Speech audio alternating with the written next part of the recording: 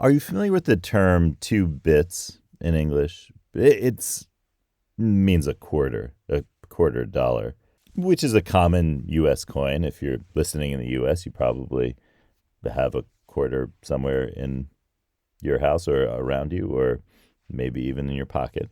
And even in these days of cashless transactions, the quarters are all around us. And if you knew that the quarter is a vast history of world currency hiding in plain sight, you might think about that coin a little differently. Well, on today's episode of Life's Potluck Buffet, we're going to talk about the history of the first international currency and how that has affected most every currency in North America and Asia forever. Oh, and of course, we'll give the cards a penny for their thoughts on all of this. So we'll stick around for today's episode of Life's Potluck Buffet, only on YouTube. This is John Paulus, host of Life's Potluck Buffet. And if you're enjoying Life's Potluck Buffet, please subscribe. If you've already subscribed, thank you for subscribing. And if you have a Brave browser, you can contribute basic attention tokens to Life's Potluck Buffet with John Paulus on YouTube. Thank you for your support, and thank you for listening. Our story begins in the 15th century with a document, an ordinance about currency in what is now Spain. And the ordinance created a new system of currency to replace the Spanish currency system that had been created by the Almoravid rulers of Spain in previous centuries. And the system set a value for what would be called a real, which means a royal. That's just Spanish word for royal. And the real was set at 34 maravedíes. And the maravedí was the coin unit of the Almoravid rulers, and that was a kind of standard coin. It had, currency.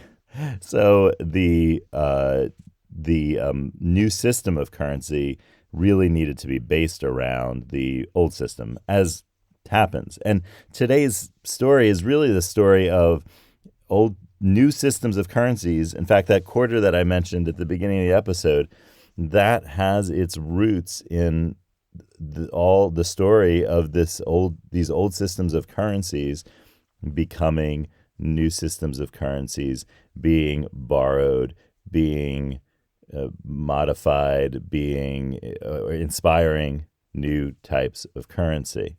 For our next moment in this story, we really need to fly over to Bohemia. And Bohemia is, you probably know, the probably most commonly known connection to Bohemia is Bohemian Rhapsody by the rock group Queen. But that has a whole different musical background. But Bohemia is the biggest town in Bohemia, the city that you probably know is Prague, in what is today the Czech Republic.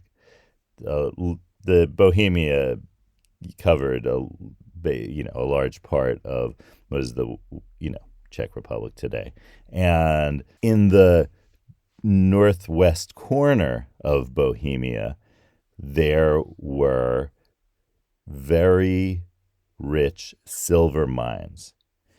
And these mines were in the towns that were near these mines were in the valleys. And the German word for those valleys was Tal, Thal, and then nowadays it's spelled Tal, I believe. And so that Tal shows up in names like Joachimsthal, which is St. Joaquin's Valley, a name of a town which is now called Yakimov in Czech. Yakimov. And that town was a big silver mining town, and the coins minted out of these silver deposits from the mines in these towns were called Thaler, after the name of the towns, like Joachimsthaler, which then very quickly became modified by other languages pronouncing it, and it became dollar in Spanish and dollar in English and so forth in Dutch. And so these silver coins were about, let's say, an ounce of silver. In this case, it was that's around 28 grams, but the roughness is important here because the value of the weight of the coins that we're going to be talking about was varied, and it could be a little bit less. And this is where the maravedíes come in, and those Almoravid coins from the Iberian Peninsula. As you'll remember from a few minutes ago, there were 34 maravedíes in real. So one real was about 3.4 grams. And that number, let's say 3 grams, is going to be important to remember, because that's going to be important to our big reveal about the quarter in your pocket, or the one that I'm holding up in my hand right now. I can't see it, but I'm holding a quarter, U.S. quarter dollar. And this is where North America comes in, because what happened very shortly is that the Spanish viceroyalty of New Spain, based in Mexico City, started to mint a dollar-style coin that was known as the Real de a Ocho, or in pirate talk, pieces of 8. So whenever you watch also in non-pirate talk, but it's more interesting to say pirate talk. If you ever watch, an old pirate movie or a new pirate movie, and they're always talking about pieces of 8 and things like that, they're referring to what is called in English a Spanish dollar, also a Mexico dollar. And the Spanish is often put in quotes because they were minted in Mexico from silver, not just from the Central Europe, because of the Spanish royal family connections to the situation in those places in Bohemia at the time. There is a very strong connection. That's for another day. So there were Central European silver dollars minted there, but the place that in North America that had a lot of silver was a place called Potosi in Bolivia, and that was where a lot of silver came from, and of course in Mexico and places around Mexico City as well. And so that's where these coins got minted, and that's where they were kind of coming out of. And these coins, the pieces of 8, the Mexico dollar, became the international currency, especially across the Pacific. And this is where, remember I mentioned in the beginning of the episode that all of the most of the North American and Asian currencies come from the one international currency, and that international currency is the Mexico dollar, the piece of 8, because those pieces of 8, and the 8 is 8 reales, 8 reals, because that is what the weight of the coin was. It had 8 reals weight. So as you recall, the real was 3.4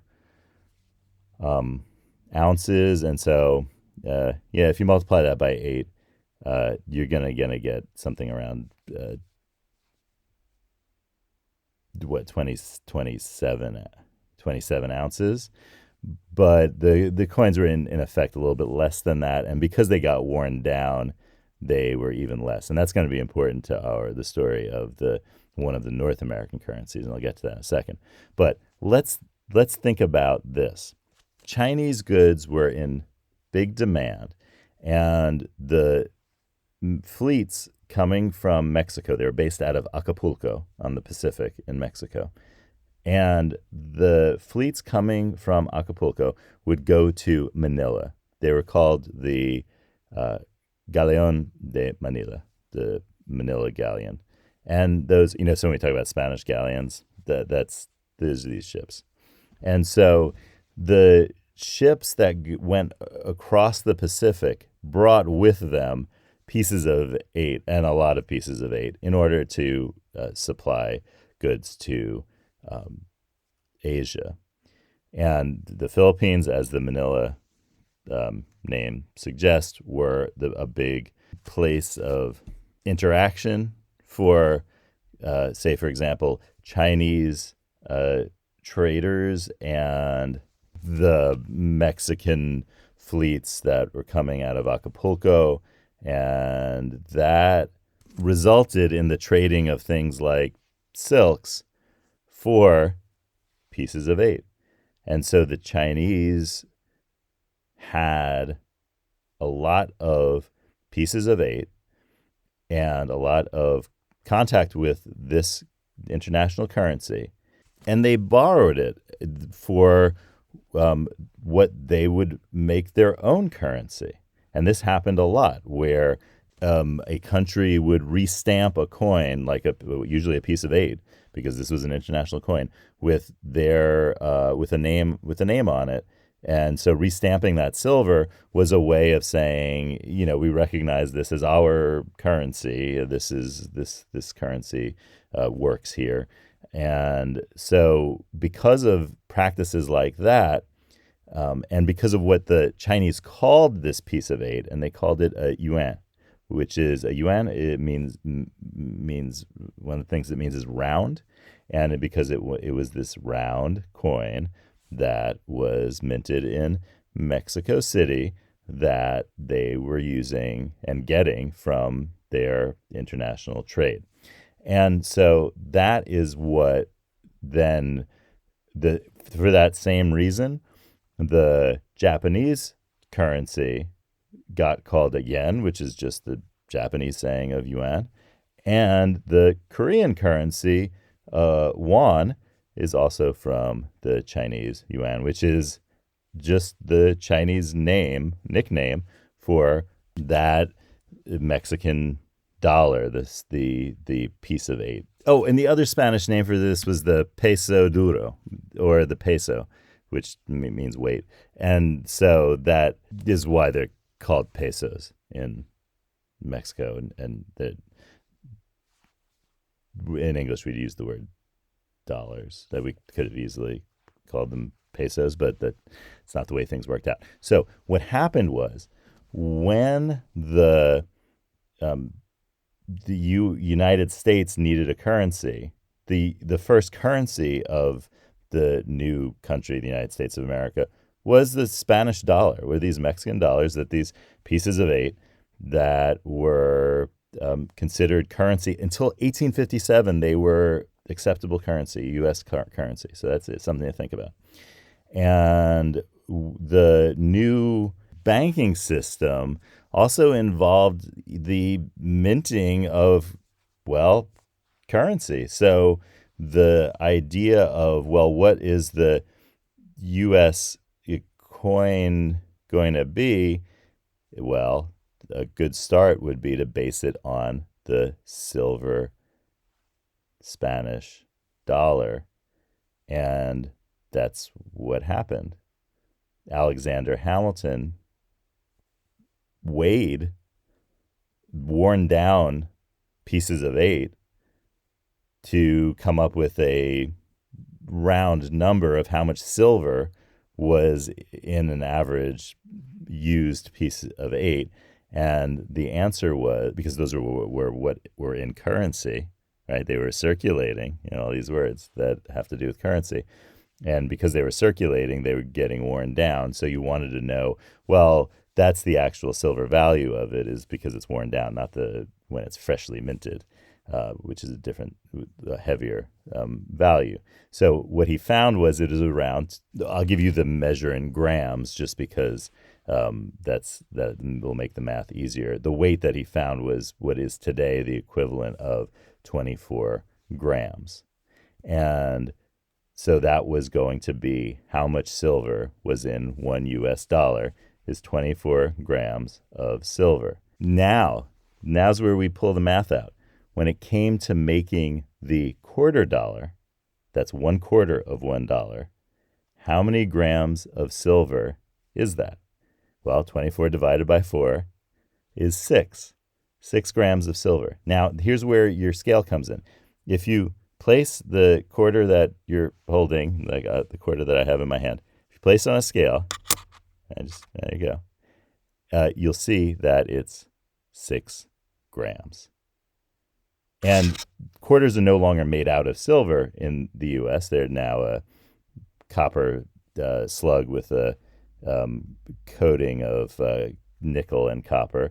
And that, but that weight remains the same. It is 6 grams. And notice that when we were talking about the pieces of 8, well, the pieces of 8 were often divided into smaller pieces of silver for smaller transactions.